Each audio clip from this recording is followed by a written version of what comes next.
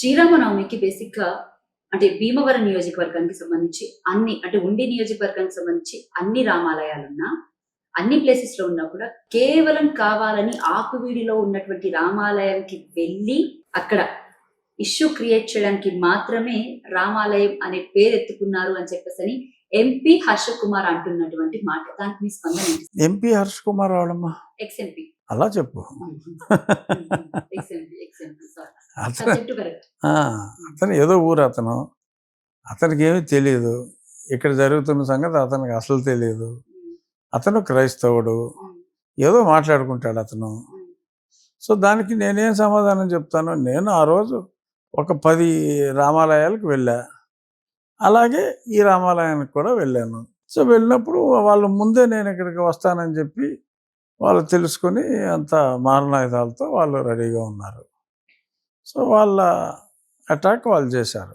So కేసులు police వారి ధర్మం ప్రకారం లా అండ్ ఆర్డర్ వాళ్ళు కంట్రోల్ చేయాలి కాబట్టి మారణాయుధాలతో దాడి చేసిన వాళ్ళ మీద కేసులు పెట్టారు. సుమారు ఒక 50 మంది పైచీలకు అరెస్ట్ అయ్యారు. సరే మళ్ళీ తర్వాత ఏదో బెయిల్స్ వచ్చినాయి. ఇంకా కేసు అయితే రన్ అవుతుంది, ఛార్జ్షీట్ వేస్తారు త్వరలో. అంత క్లియర్ కదా, ఓపెన్గా. అవును, మొత్తం అంత మీద తెచ్చిన పుస్తకం అనే చెప్పొచ్చు. అయితే ఈ నేపథ్యంలోని బేసిక్గా జడ శ్రవణ్ కుమార్ కూడా మీ మీద కొన్ని మాటలు వదలడం అంటే ఈ ఒకసారి ఒక కాంట్రవర్సీ వచ్చిన తర్వాత సహజం ఇవన్నీ. ఒకసారి ఒక కాంట్రవర్సీ వచ్చినప్పుడు నేనేదో కొన్ని మాటలంటాం, అతను కొన్ని మాటలంటాం, ఇవన్నీ ఏంటంటే అందులోనూ పబ్లిక్ లైఫ్లో ఉన్నాడు కదా. ఆయన కూడా ఒక పొలిటికల్ పార్టీ రన్ చేస్తున్నాడు ఆయన. సరే మొట్టమొదటిసారి ఫలితం చాలా దారుణంగా వచ్చింది, కేవలం 71 ఓట్లు వచ్చింది. కామెంట్ మాత్రం అందరినీ అంటే అడగాలి అనిపించినటువంటి ప్రశ్న సార్ ఇది. బేసిక్గా మీరు రామభక్తులు కాదు, బ్యాంకు దొంగ డబ్బులే ఎక్కువయ్యి ఇవన్నీ చేస్తున్నారు అనే వర్డ్ విషయంలో చాలా పెద్ద కాంట్రవర్సీ అయింది. దానికి మీ సమాధానం ఏంటి సార్? సమాధానం ఏం చెప్తాం అమ్మా? ఎవడో బుద్ధి లేని యాదవ మాట్లాడుతున్నాడు, ఇంకో బుద్ధి లేని నన్ను ప్రశ్న అడుగుతుంది, ఏం చెప్తాం? బట్ చెప్పాలి సమాధానం. చెప్తున్నా అసలు ఉందని నువ్వు అనుకుంటున్నావా?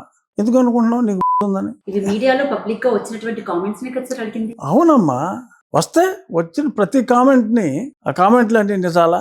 ఎవడొకడు ఏదో వాగుతాడు. ఇప్పుడు నువ్వేదో వాగావు అని ఇంకొకళ్ళు వాగి అవన్నీ మీడియాలో వచ్చింది, మీడియాలో రాధ మాట్లాడిందని చెప్పి ఇంకొకళ్ళు మాట్లాడితే ఏమవుతుంది? సెన్స్ ఉండాలి కదా. ఆడేదో వాగుతున్నాడు బతుకు తెరువు కోసం, ఇలా మాట్లాడలేడు కదా అని నువ్వు మాట్లాడితే అర్థం ఉండాలిగా. రైట్ సార్, మీరు ఇంతలాగా రామాలయం కోసం పోరాటం చేస్తున్నారు. మరో పక్కన చూస్తుంటేనేమో ఇటు స్పీకర్స్ కి సంబంధించి ఏవైతే ఉన్నాయో సౌండ్ ఫ్రీక్వెన్సీకి సంబంధించి, సౌండ్ పొల్యూషన్స్ కి సంబంధించి మీరు కొన్ని జీవోలు అండ్ చట్టాలు చూపిస్తూ కూడా అక్కడ ఉన్నటువంటి అంటే బేసిక్ గా మీరు చేసింది లీగల్ గానే చేశారు. ఏది అక్కడ స్పీకర్ని తొలగించడం అది ఓన్లీ చర్చల వరకే పరిమితమైందా, లేకపోతే హిందూ దేవాలయాలకి సంబంధించి కూడా కొన్ని స్పీకర్లు తీయించారని చెప్పేసి ఒక దేవాలయాలు మసీదుల్లో కూడా తీశారు. అన్ని ప్రార్థనా మందిరాలు, could be a church, temple or మస్జిద్, ఆ నియోజకవర్గంలో అన్ని చోట్ల తీశారు. లేవు ఇప్పుడు మైకులు.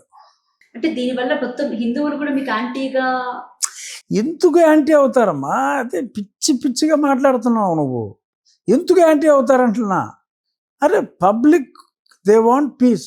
అంటే ఇప్పుడు నువ్వు పెద్ద సౌండ్తో మైకులు పెట్టేసి చదువుకున్న వాళ్ళని డిస్టర్బ్ చేసి, ఇళ్లలో ఉన్న వాళ్ళని డిస్టర్బ్ చేసి, ముసలోళ్ళని డిస్టర్బ్ చేసి, ఈ సౌండ్ ఎవరికన్నా లైక్ చేస్తారనుకుంటున్నావా? బుద్ధున్న వాళ్ళు ఎవరైనా లైక్ చేస్తారా? నీ ఇంట్లో నువ్వు కూర్చుని పొద్దున్న నువ్వు మెడిటేషన్ చేసుకోవాలనుకుంటావు, ఎవడో పెద్ద సౌండ్తో పాటలు పెడతాడు, అది నీకు నచ్చుతుందా? ఎవరికీ నచ్చదు. పబ్లిక్ మాకు ఇచ్చిన గ్రీవెన్సెస్ ప్రకారమే మేము మాట్లాడుతున్నాం. పబ్లిక్ నుంచి మాకు రిప్రజెంటేషన్స్ వచ్చినాయి, చచ్చిపోతున్నాము ఈ మైకుల్ సౌండ్ తోటని.